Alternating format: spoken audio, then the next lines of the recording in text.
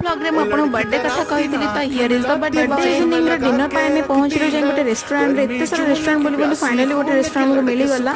जोठी की एम्बियंस भी सुंदर थिला खाଇବା भी भल लागे बोली मु सुनिथिली तो आमे फास्ट तो भाईना कहली कि सब लेट हबो तो आमे फास्ट सेत पे मसला पापड़ ऑर्डर करथिलु जोटा कि जल्दी हे जो बोली भाबिलु फिर भी से भी आधा घंटा टाइम नेला तो तमे ताको खाइलु तापर सूप मगैथिलु सूप वेज नूडल सूप थिला तो ताको मु सूप पीलु तापर क्रिस्पी कॉर्न आसीथिला एंड तापर आमे मगैथिलु मशरूम सॉल्ट एंड पेपर हाँ आपन जो मो चैनल को एपर्यंत सब्सक्राइब करि नांती प्लीज सब्सक्राइब कर दियंतु वीडियो भल लागले लाइक कर देबे